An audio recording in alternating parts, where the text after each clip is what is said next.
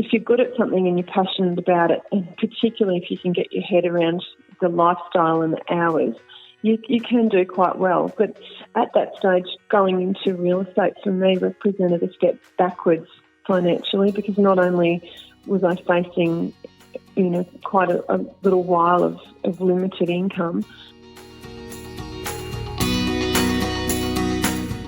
This is Property Investory, where we talk to successful property investors to find out more about their stories, mindset, and strategies. I'm Tyron Shum, and in this episode, we're speaking with buyer's advocate Cate Bakos.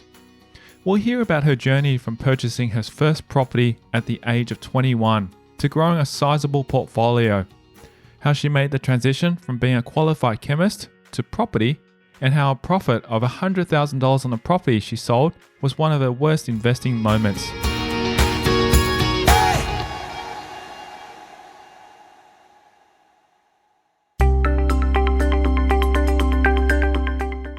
Being an exciting talent in the property industry with a wealth of knowledge and lots to share, Bakos is very passionate about her career. Well, my full name is Cate Bakos, but I go by Cate Bakos, and my business is Cate Bakos Property. I'm an advocate and I work in Melbourne. My licence is Victorian, and I love to chat all things property down here. With the role of a buyer's advocate, or known as a buyer's agent, Bakos helps people look for their next property purchase.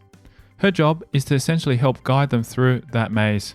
And that includes negotiating a property or bidding for them at auction. It also includes assistance in the searching and the shortlisting. So there's a lot that it entails, but it's basically being a guiding hand for a buyer who's out there trying to do it for themselves, feeling like they could do with a bit of help. Although Bakos works with lenders, home finders and investors when looking for a property, her normal breakdown is dealing with investors 80% of the time.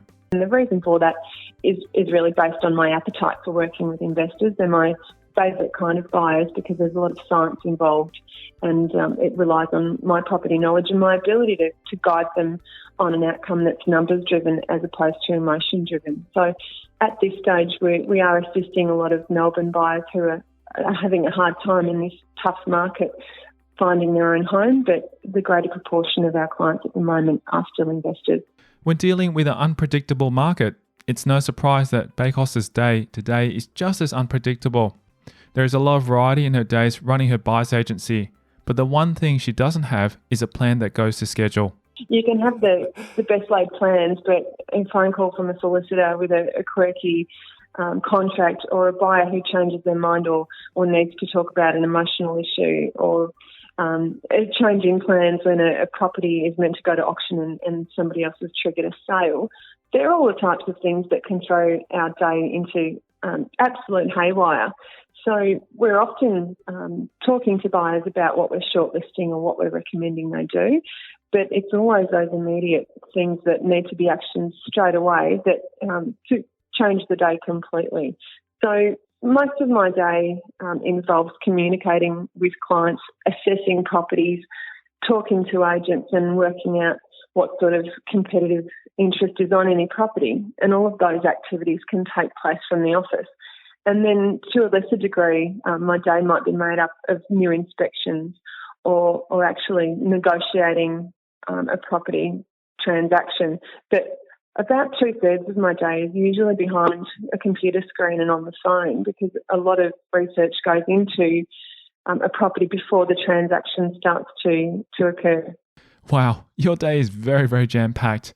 Each day sounds very different, and there are always lots of new properties to look at. Very true. Sometimes we get to 4 o'clock and we haven't eaten and we haven't even thought about food, and it's just because the day has flown and we've had, a few balls in the air and a phone that's been ringing hot. So you just never know what to expect in our world. With her investment journey coming first, Bakos did not realise what her true calling was at that stage. However, she knew that she wanted to look at property as an asset and get in early. This is exactly what she did. I negotiated my first purchase at 21, and I didn't have a family behind me that were encouraging me to do so. In fact, my dad was encouraging me to focus on my studies and not worry about property yet. And he was also focusing on keeping the purchase price low and paying down the debt as soon as possible. So that kind of advice is not great advice for someone who is starting a professional career and has aspirations of building wealth. It's just way too conservative. But I certainly did get excited about investment when I was able to chat to a knowledgeable mortgage broker who talked about leverage and using equity and all of the creative lending structures that can make multi-property investment a possibility for someone who's not necessarily on a huge salary. Growing up in the coastal town of Sorrento on the Mornington Peninsula, Bakos realised that although it was a gorgeous place to live, it was not necessarily somewhere she would want to raise her children. It's a bit of a holiday hotspot, and schools are a long way away, and the city is quite a distance. So for me, I couldn't wait to get out of the peninsula and move to the city, and I was able to do that when I started uni, and I haven't looked back. So you grew up in Sorrento and then moved up to Melbourne City? Yeah, I did. I went to Monash in Clayton, which is not exactly the city, but when you come from Sorrento, everything is the city. So it was, a great place to have some formative city years, and I shared a flat with my brother when we were both studying, and then found myself living on the southeast side of town for quite a while, and it's only recently I've moved west. But Melbourne is a really exciting city for anyone who's into a really fun, multicultural, dynamic kind of city. Having parents who disapproved of her interest in property from the beginning of her journey, Bakos found her inspiration elsewhere. When I was growing up in Sorrento, it wasn't always a holiday hotspot that was well known. Portsea was the paradise for the rich and famous, which is neighbouring Sorrento, but Sorrento wasn't anything like Portsea at the time. And in those years when I was a teenager and getting towards 20, I was seeing a lot of house sales that were surprising everyone. So Sorrento went through an enormous growth spurt in the 90s and the late 80s, and it was interesting to watch, and that probably sparked my interest. I attended auctions and started guesstimating what houses would go for, and I was surprisingly close to the pin when I paid attention. We also had a family friend who was down in Sorrento and was running a boutique real estate agency, and he was always happy to talk about his craft. So I guess that's where it started, and I knew full well that the growth that the area was experiencing would, even just sitting back and holding a property for a decade, would just about set you up. So I already had the idea firmly in my mind that I wanted to get into property pretty quickly. After completing a degree with honours in chemistry in 1996, she became a qualified chemist. It was years later that she realised she needed to make a change. I worked a part-time job in a Coles deli during my university years, and I was working night shift, so the money was pretty good, and my savings balance was great. I was able to go into property and get a loan as a student who had permanent part-time work. And at the time, I felt that I was being as aggressive as I possibly could, but it certainly paid off. Bakos had a specific goal in mind when going to property. She knew that she needed to accumulate enough property to generate passive income for an early retirement, which would give her freedom. I worked out that I probably needed to target somewhere around 10 properties. And I say that very loosely because a lot of people have a set target in their head, and it shouldn't be about a specific number. It should be about an outcome.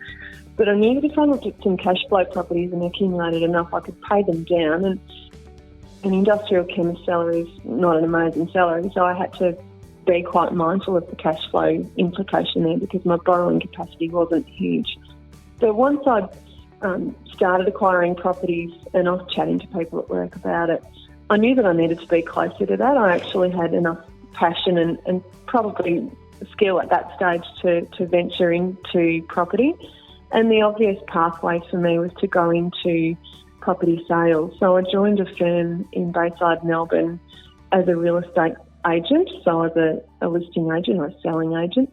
And it was great. It was formative and it was tough as well. And I didn't have any previous experience, but I was getting to deal with buyers every day and work with vendors and see how life in a real estate office really runs. And there were good bits and bad bits, but it was all very, very exciting. And it was at that point that I realised I could make a good buyer's advocate because I had a couple of clients or a couple of buyers that I'd met in my travels who had a specific wish list. And, often buyers go through properties and the agent at the door asks them, once they've inspected, what they thought. And the more information you can give a keen agent, the better placed you are to get off-market sales or special treatment. And at that stage, it was a bit of a buyer's market, so I really did need to focus on the buyers. But I was able to door knock and character match buyers to houses, and I had a lot of success doing that as a young agent. So that really spurred me on to get closer to working with buyers. I guess that was the start of it. Wow, that is a big change because most people who usually start in real estate end up staying as a seller's agent. It's a change of mindset. There's no doubt. I suppose the clincher for me was being a listing agent. You've got a product to sell and you've got to find your buyer. But I much prefer working out the products that I'm going for based on numbers, and I suppose that's the analytical side of me. It's hard to take the girl out of science. And I've really enjoyed profiling an investor and working out how much they've got to spend, what cash flows they need, what's a diverse product for them based on the current portfolio, and where I need to go in the city to find that product, and what sort of dwelling type is it. And so there's a lot of decisions that are made in that decision path, and that was what I really enjoyed doing. So selling property was never going to give me that ability. I really needed to be buying property. So for me, it was all about being an asset selector and working with buyers and buyer nerves and all of the things that buyers go through. When taking the gamble and transitioning from a profession as a chemist to real estate, money was not on her mind. Bakos reveals that, if anything, this move represented a step backwards financially, and she would be facing a little while of limited income. No, there was no financial motivation because I already had a good job. In fact, it was a huge risk for me leaving a nice salaried role with a company car and going into a commission-only role with no guarantee. And I'd won a cash bursary at my employment that I was in before I left, and that gave me the confidence to put that cash bursary in my offset account and to be brave and go into real estate, knowing that I might have been living off that and exhausting it, and then coming. If things hadn't worked out for me, I would have had to return to corporate life and find myself another job. So it was a big risk, and it certainly wasn't a financial motivator. And I didn't anticipate that I would earn more as a real estate agent than I had in my last role. But if you're good at something and you're passionate about it, and particularly if you can get your head around the lifestyle and the hours, you can do quite well. But at that stage, going into real estate for me represented a step backwards financially, because not only was I facing, quite a little while of limited income, I was also changing from being employed in a corporate situation where I was an employee and I had normal pay slips and I could get a loan at any stage.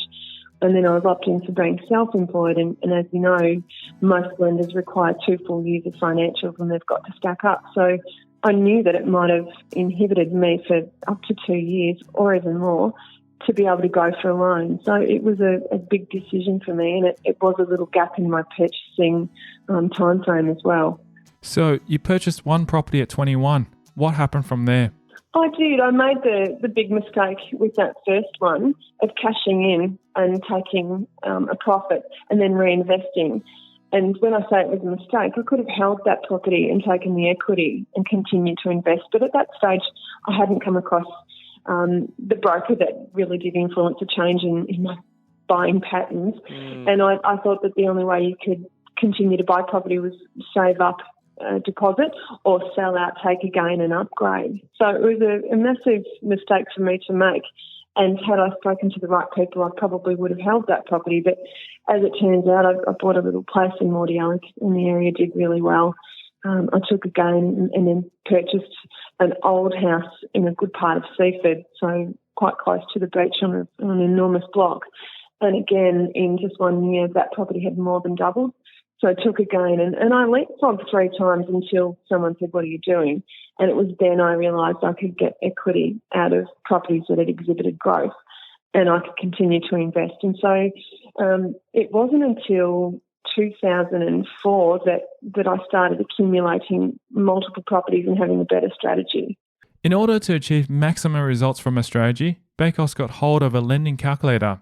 This allowed her to see how the lender buffered their capacity calculations, and she seesawed between growth properties and yielding properties. I knew that I had to accumulate properties and I had to target properties that would match my cash flow and not blow out my borrowing capacity to a point where I couldn't continue to invest.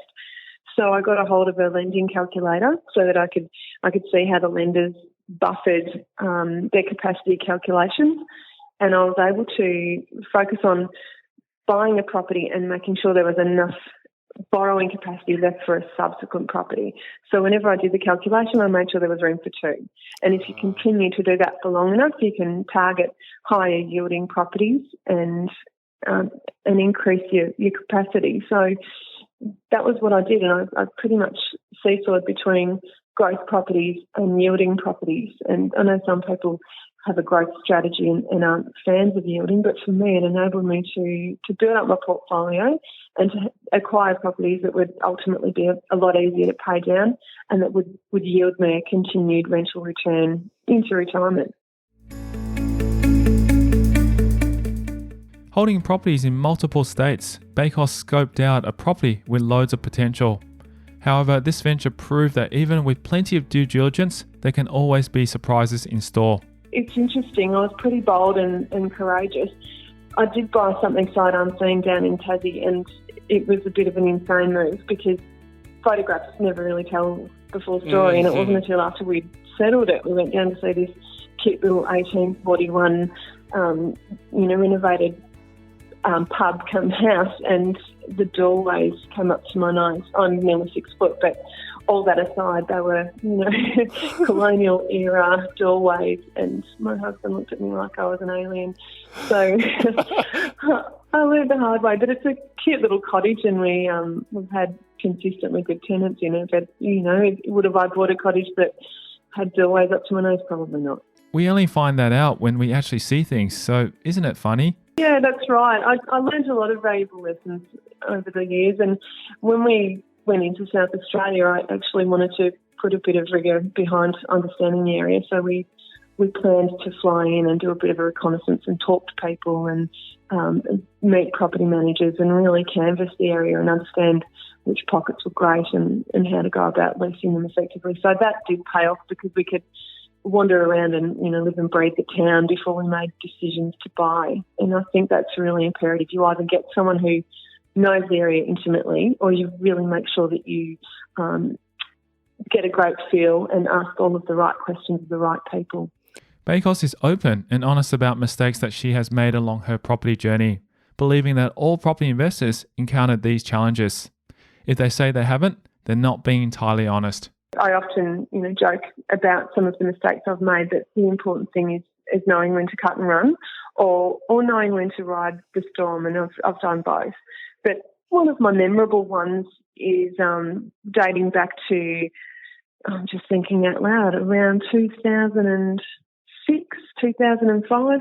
I bought a block of units down in Morwell, so in the Latrobe Valley, and it was 4 little one-bedroom units, all in one big block, and they hadn't been subdivided. So in other words, it was one property title with 4 units and 4 tenancies, but not 4 separate properties.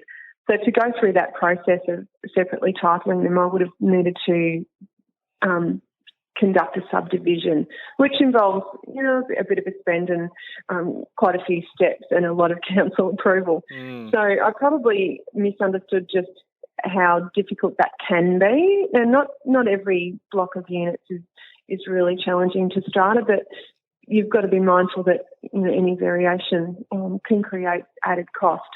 But not only that, I didn't understand the demographic down there, and I should have looked into that. So I bought these 4 units for a bit of a bargain, thinking I could easily dolly them up and subdivide them. But the reality was the rental price point of these units was in the very bottom quartile, and probably even lower than that in terms of the price that they were going for as rental property. So it meant that we were taking on tenants that were paying a really low fee for their rental property. And with that, you sometimes get some pretty dodgy tenants. So we had problems. We had tenants fighting with each other. We had, had all kinds of risks, and we were getting police call-outs, and that's never a joy. So in the end, this property that was full of potential was full of headache.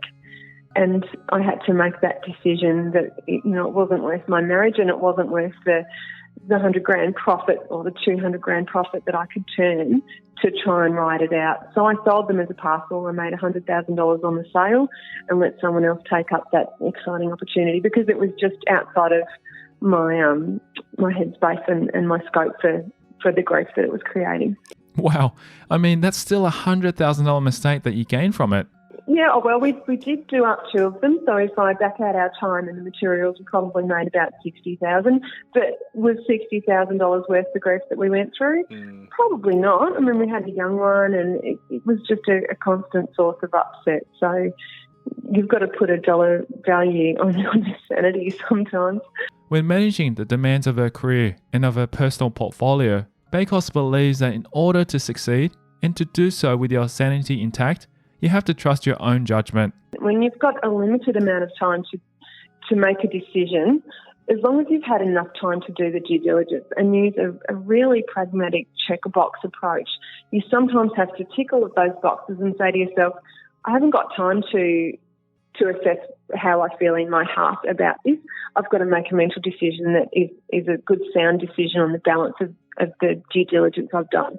So it takes me back to a property that I saw in Spotswood back in 2014, so not all that long ago. And I had the ability to make another purchase, and I had been looking out for a Footscray property that would meet the grade. And this one had very similar hallmarks. So it was a little single front Victorian cottage, and the opportunity to buy it well and buy it swiftly was right there in front of me. But I literally had a half an hour time slot to make that decision.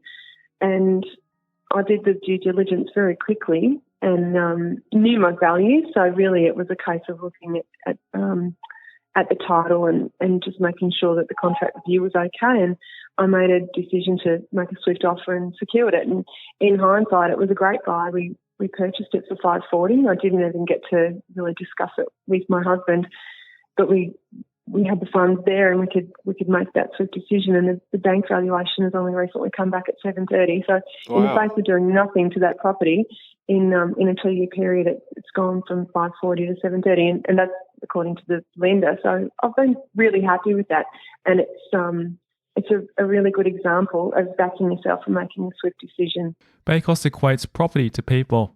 They're all unique.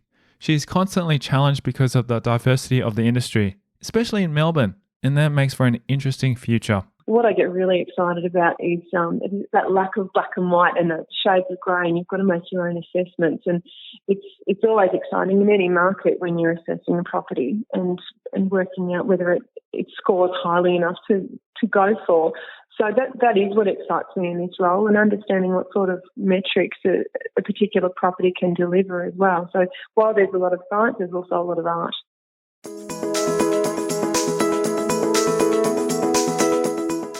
In the property industry, being able to think quickly and make decisions is one of the most useful tools you can master. Bakos has been able to minimize the obstacles she has faced along her journey because of this. However, she has had other things to overcome. If you come from a caring, supportive and protective family, that can sometimes work against you when you are looking to take an educated risk. Because if you're close to your parents or you value their input, you can often be guided by their ideals, and they're not necessarily the right ideals, despite the fact that they come from a place of love. They can be too overprotective and can have a financial impact on your success as an investor. So I think that's the fairest thing for me to say. I've got caring parents, but they're the worst people to talk property with. With somewhat of an absence of support for her property investing, Bakos has had to find inspiration elsewhere. She finds that it was not so much that the people who have helped her, but the resources. I got involved early in buying the magazines and being a subscriber, whether it's API or YIP or Smart Property. I immersed myself in those reads and looked at what other people were doing, so that can stimulate your enthusiasm and give you a bit of confidence if you see other people doing it as well. And I also made sure I stayed close to a great broker who I met in my early years, and he was referred to me by someone at work who was an investor, and he was a great referral because it opened my eyes up to clever loan structuring and use of offset accounts and lines of credit and accessing your equity, and really understanding the importance of good loan structuring for tax deductibility as well. But having control of your money is vital, and I think that was probably the most influential thing that I could have discovered, an influential person, because it opened up the possibilities. And as you can probably tell, I'm quite an analytical person, so I know how to calculate my own risk and I know how to make a decision on the back of numbers.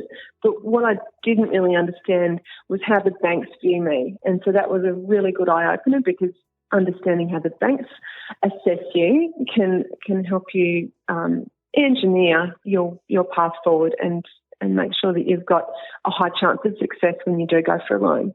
Bakos understands the importance of surrounding herself with people who inspire her and has put into practice some of the lessons they have taught her.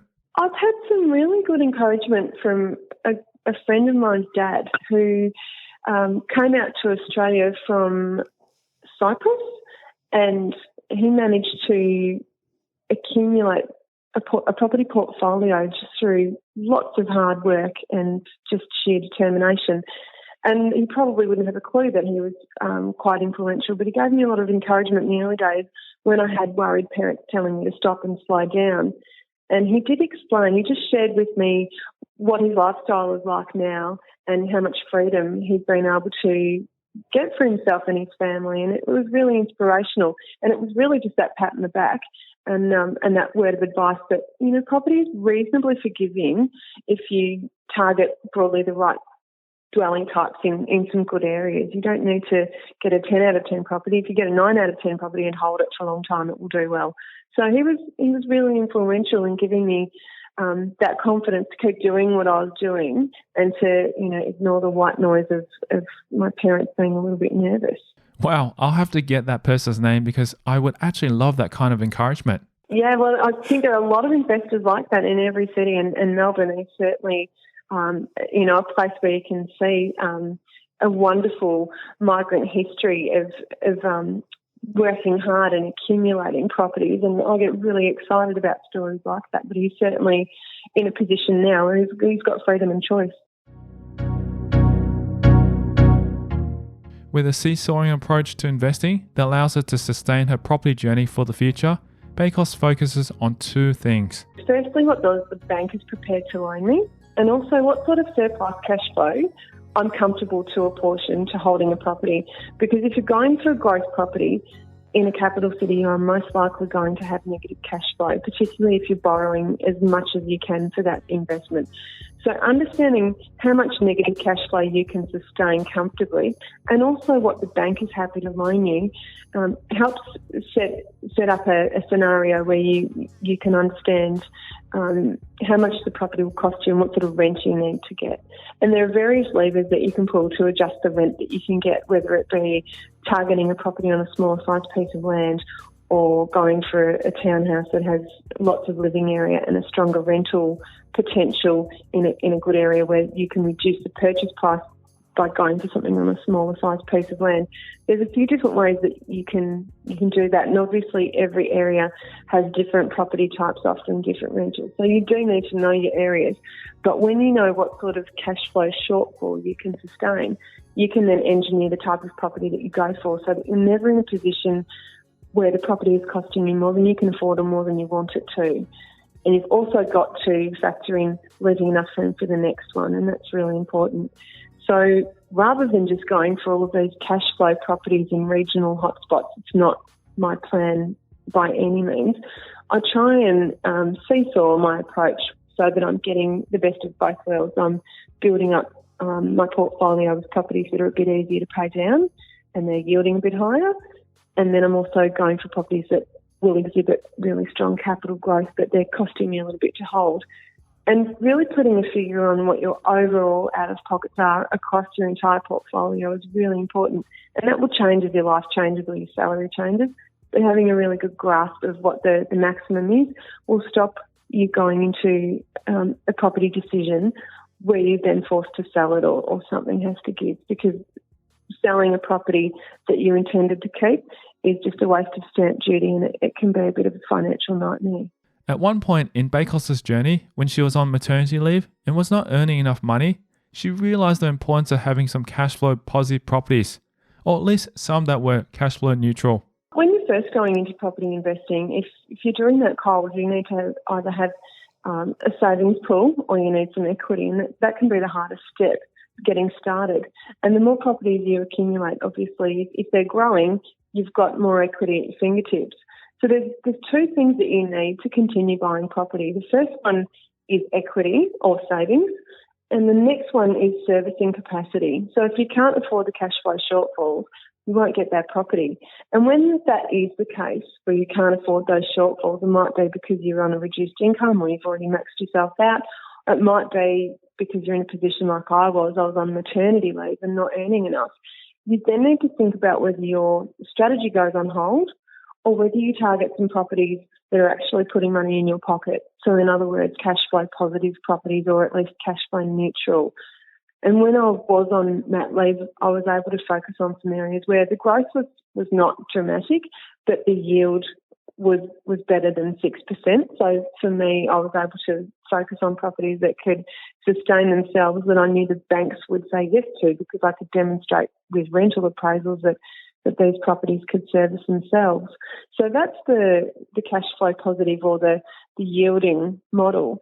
And then once I was back into employment and able to service the loans, I could then go for the more aggressive properties that did have out-of-pocket costs associated with them but would exhibit some decent growth. And obviously the more growth you get, the more equity you've then got to springboard back into more property. So it's a case of seesawing a little bit, but also making sure that you optimise one or both of those things, servicing and equity. That's a really interesting concept that you've provided there in a strategy, which you've probably been the first to actually explain so well on this podcast. I think if I was to describe my own investment strategy, and I don't think there's any one size fits all or any right answer, it's what suits you.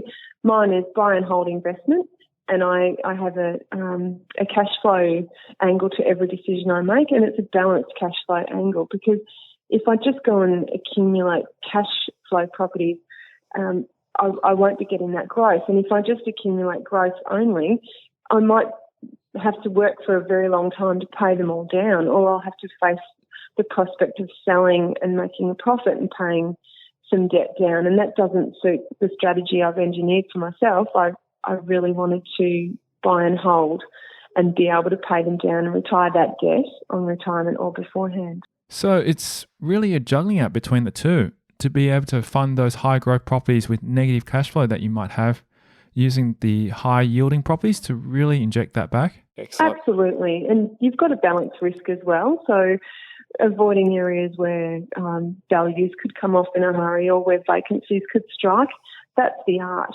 And if you can have a property that doesn't exhibit too much price fluctuation and is constantly tenanted and has a reasonable demand consistently, then you're in a pretty good place, and it just comes down to understanding the metrics.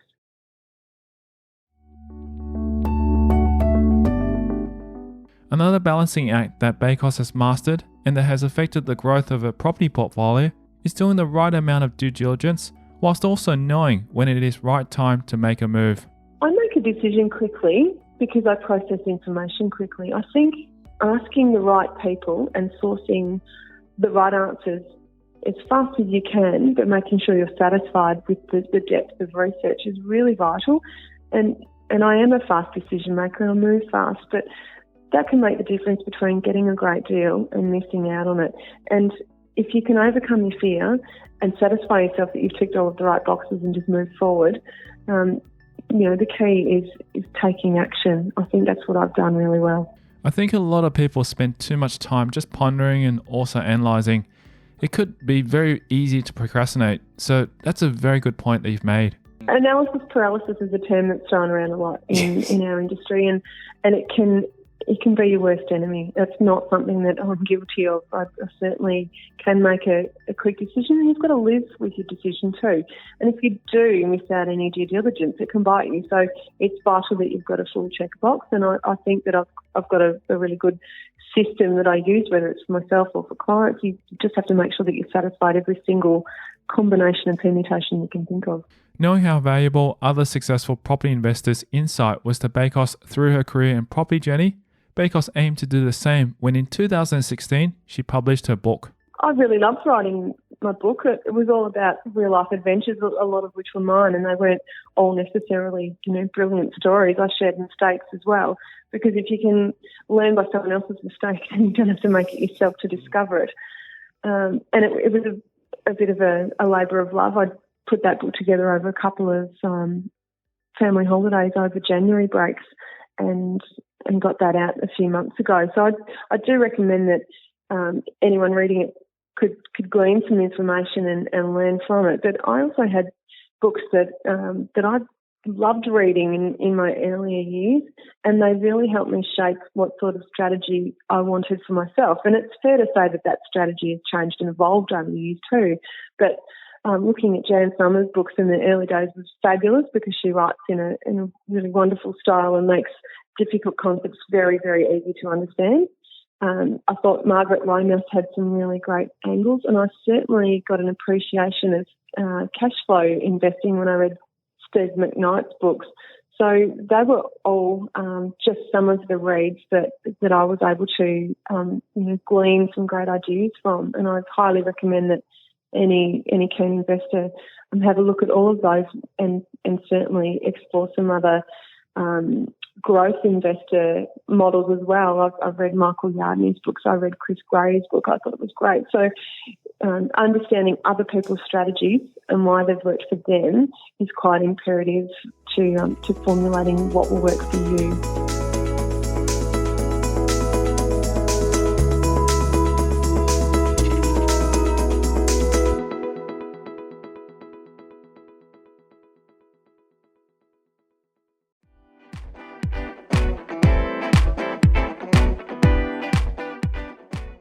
Thank you to Cate Bakos, our guest on this episode of Property Investory.